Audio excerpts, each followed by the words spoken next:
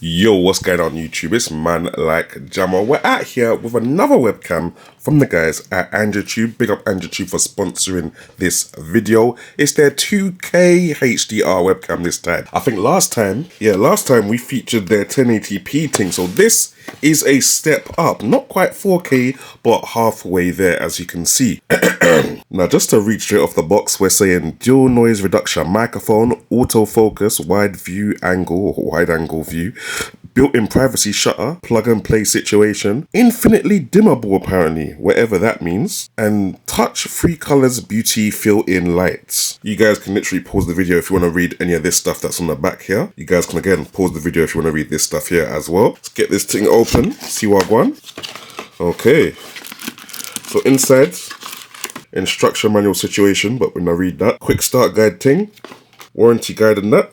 So first up, we got USB-A to USB-C adapter. We got a remote control with this one, fam. That's wild. I've never seen a remote control for a webcam, so that should be quite cool. And we got the webcam itself. Now I can't lie, it's a bit of a chunky boy. It is a bit of a chunky boy, fam. Oh gosh, it feels like, okay, we're able to spin something here, and this one is not for spinning, this is just for grip. Okay, so, but you got a dial here. What is this dial for? I don't know what this dial is for. Is it for focus? I don't know. On the back, there's a light button there. Looks like a light button anyway. Quarter screw thread on the bottom, so you can mount it onto a tripod. The monitor mount situation thing, so you can have it on top of a monitor without having to screw it in anywhere. Obviously, it looks like it's got a big, massive light around it as well. And it looks like you got HDMI. Oh, HDR mode, or you can switch it to 2K mode. Oh, no, that's a lie. This is just the privacy filter.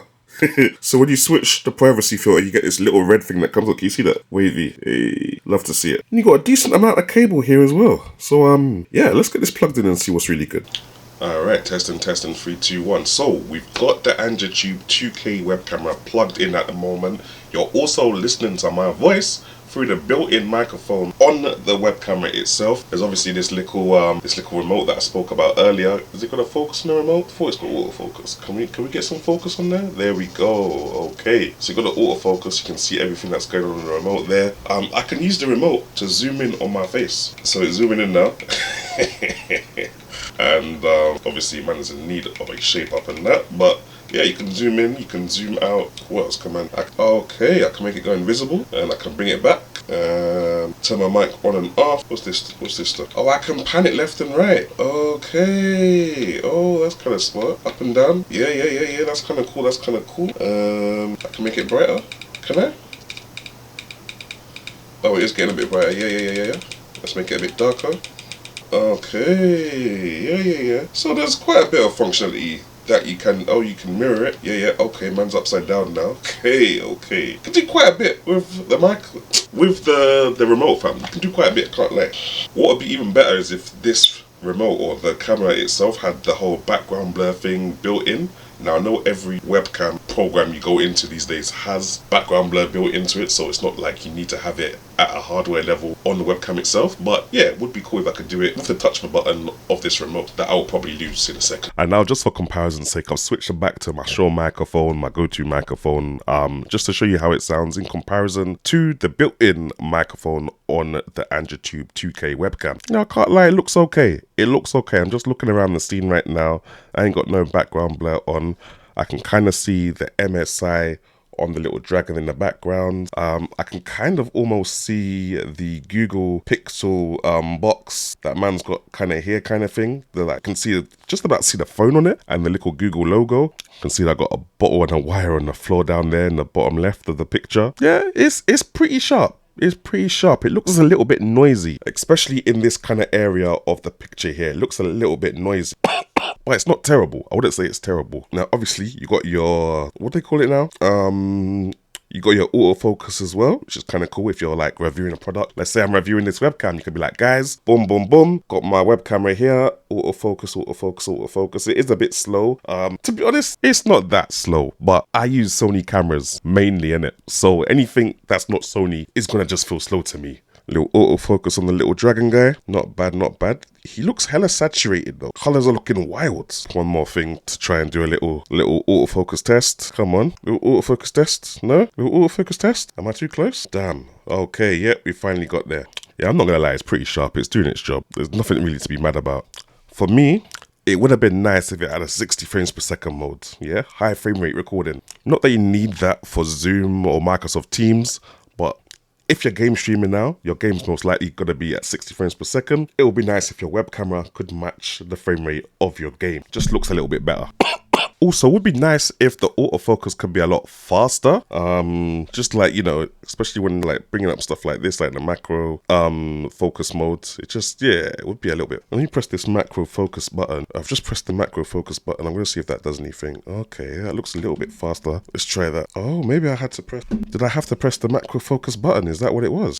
It looks like it's doing a lot better now though with the focusing. It does look like it's doing a lot better. Okay, yeah, it's doing a little bit. Takes a bit of a while, but it's doing a little bit better. I'm not sure if the macro focus button on the remote actually helped at all, but yeah, it is what it is. Also, there is a button to lock focus on here, so I've locked focus now. I could even see a little red thing up here to say it's locked on manual focus, which, yeah, that means I'm not gonna have any issues with it pulling and pushing focus kind of thing whilst I'm recording.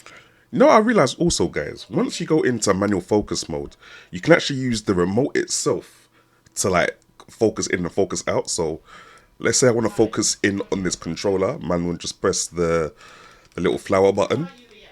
And there you go, you can see the controller is in focus now, well, just about kind of thing. Now if I want my face to go back into focus, let me just do that until, boom, there we go, my face is now in focus, fam. Little light work thing. It's got a physical and a digital privacy filter. So digitally I can do this, you know, which will just block off the whole thing. Or I can physically move this little shutter. As you can see, it's closing the screen, and that will just close the screen like that kind of thing. It's reopen again. Obviously, bearing in mind, with the physical shutter, even though I physically put something over the camera lens so you can't see me, if somebody's hacked into your computer, they would still be able to hear through the microphone on the webcam, innit? So bear that in mind kind of thing. Now this is what the web camera looks like when I've chucked it through Nvidia Broadcast. So you know, now man's got the background blur, I've got like this trap thing going on kind of thing and all that kind of nonsense rubbish. Yeah, it looks kind of decent like this. I've noticed though, in Nvidia Broadcast, it only goes up to a maximum of 1080p 30 frames per second, whereas this web camera can obviously go up to 2K 30 frames per second. So I'm not sure if that's a limitation with Nvidia Broadcast. I did try to search it, but I didn't really find anything on it. But yeah, as a web camera,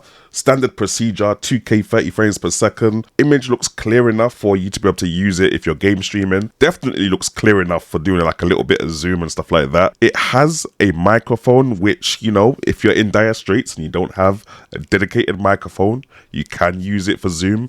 You wouldn't really want to use the microphone for content creation, but yeah, in a pinch, it's better than having no microphone at all.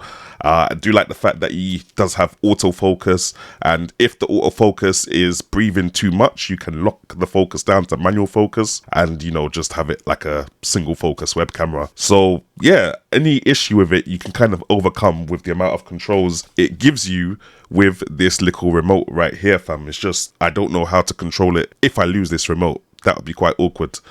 So don't lose the remote, guys. And yeah, big shout out to Angetube for hooking this one up to review. Links to purchase in the description section below, and I'll catch you guys in the next one.